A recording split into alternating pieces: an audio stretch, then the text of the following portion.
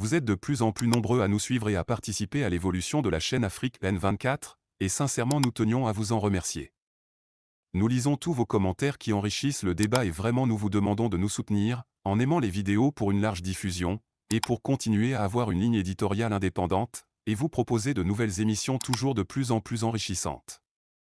Ne restons pas passifs, soyons actifs. Merci et à bientôt.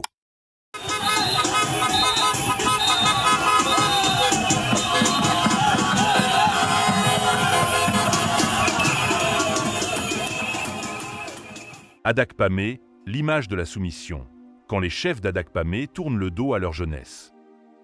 Le 6 juin 2025, les rues d'Adakpamé vibraient de courage.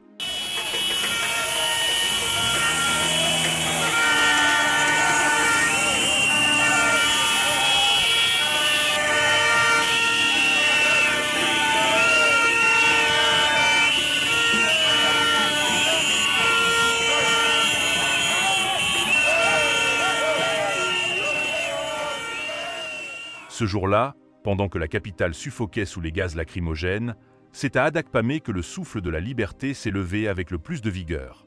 Une jeunesse debout, digne, en colère mais lucide, bravait la peur, la répression, les arrestations. Ce sont eux, les jeunes d'Adakpamé, qui ont montré la voie. Ce sont eux qui ont dit « ça suffit » à un régime usé, figé, qui ne sait que répondre par la violence à la légitime soif de justice sociale et politique.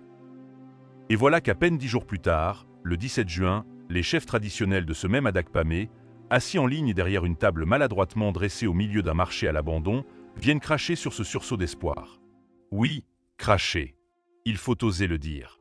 Car appeler à interdire les manifestations prévues les 26, 27 et 28 juin, c'est mépriser ceux qui sont tombés, c'est insulter ceux qui ont osé, c'est trahir ceux qui espèrent encore. Une déclaration indigne, une trahison filmée. Sur la photo, ils sont alignés, les chefs d'Adakpamé. 10 hommes aux tenues traditionnelles bigarrées, droits dans leurs chaises en plastique comme s'ils trônaient sur un territoire de prospérité. Mais derrière eux, les images parlent. Des étals désertés, des tôles rouillées, des abris de fortune qui témoignent non pas d'un royaume, mais d'un abandon total de l'État. Un décor de misère, de marginalisation, de ruine. Et pourtant, ces chefs n'ont pas un mot pour cette réalité. Pas une phrase pour la souffrance qui ronge leur communauté. Pas une once de compassion pour leurs enfants emprisonnés ou brutalisés le 6 juin. Non, leur message, c'est l'ordre. L'obéissance, la soumission. Pas de manifestation ici, déclare-t-il, le ton ferme. Que ceux qui veulent protester aillent chez eux. Chez eux? Mais qui sont les enfants d'Adakpamé si ce ne sont pas justement ceux qui se sont levés le 6 juin pour défendre leur sol, leur dignité, leur avenir? Ces jeunes que les chefs veulent aujourd'hui museler sont ceux qui, précisément, ont honoré leur terre, en osant dire non à l'inacceptable. Le fossé est béant entre les anciens et leur peuple. Ce 17 juin, les chefs ne se sont pas simplement exprimés. Ils ont signé un divorce. Une rupture morale et symbolique entre un pouvoir traditionnel qui ne représente plus que lui-même et un peuple qui ne croit plus en rien d'officiel. Car que vaut une autorité coutumière qui se tait devant l'injustice? Que vaut une parole de chef qui condamne les siens pour mieux flatter le régime? Il fut un temps où la chefferie incarnait la résistance, la mémoire collective, la sagesse. Ce temps est révolu. Aujourd'hui, ces chefs apparaissent comme les ultimes remparts du pouvoir en place, les gardiens d'un système d'oppression qui les caresse de décoration, les flatte avec des enveloppes, mais les méprise profondément. Ils ne parlent plus pour le peuple. Ils parlent contre lui. Le courage du 6 juin face à la lâcheté du 17 juin. Rappelons les faits. Le 6 juin, la jeunesse d'Adakpamé a été l'une des plus actives du pays. Malgré les risques, malgré les menaces, elle a répondu présente.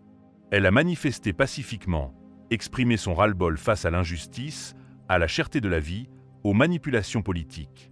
Ce jour-là, l'espoir portait un visage jeune, déterminé, enraciné. Et que font les chefs 10 jours après? Ils condamnent. Ils pointent du doigt. Ils tracent une ligne rouge qu'ils supplient qu'on ne franchisse pas. Une ligne rouge, le peuple l'a déjà franchie. Et il ne retournera pas en arrière. C'est vous, les chefs, qui êtes restés de l'autre côté. Ce que cette photo révèle vraiment. Cette photo ne sera pas oubliée. Elle deviendra symbole. Elle cristallise tout ce qui va mal au Togo en 2025. Une classe dirigeante, qu'elle soit politique ou coutumière, coupée du peuple, accrochée à ses privilèges, incapable de dire la vérité et prête à tout pour préserver l'ordre établi, même au prix de sa propre légitimité. On y voit un monde qui décline, une autorité qui ne tient plus que par le décorum et la peur. Des hommes figés dans un folklore qui ne fait plus illusion. Pendant ce temps, la jeunesse, elle, bouillonne, crée, proteste, rêve. Elle prépare l'après, et elle n'a plus besoin d'intermédiaires. Un appel lancé, nous viendrons vous dégager. Alors oui, les 26, 27 et 28 juin, nous franchirons votre ligne rouge. Non pas dans la violence, mais dans la clarté, dans l'exigence, dans la justice. Vous pouvez vous aligner, vous couvrir de pagnes sacrés, prier pour que tout reste figé. Mais le peuple ne vous attend plus. Il ne vous craint plus. Il ne vous écoute plus. Vous dites vouloir la paix? Commencez par être du côté de ceux qu'on opprime. Vous parlez de cohésion? Alors défendez ceux qu'on exclut. Vous invoquez la loi? Apprenez que la Constitution n'interdit pas la dignité, elle la garantit. Et que manifester n'est pas un crime, c'est un droit.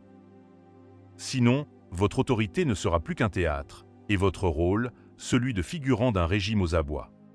La jeunesse continuera d'écrire l'histoire. Le 6 juin, Adakpamé a écrit une page d'honneur. Le 17 juin, ses chefs l'ont déchirée. Mais l'histoire ne s'arrête pas là. Elle s'écrit en ce moment même, dans les discussions de quartier, sur les réseaux sociaux, dans les regards fatigués mais décidés. Le 26, le 27, le 28, une nouvelle page sera ouverte. Qu'on le veuille ou non. Et ce jour-là, le peuple ne demandera plus la permission à personne pour exister. Likez la vidéo si ce n'est pas déjà fait. Laissez aussi votre point de vue en commentaire. Abonnez-vous et cliquez aussi sur la petite cloche de notification pour ne rien rater de nos prochaines vidéos. N'oubliez pas de partager aussi la vidéo et de la liker.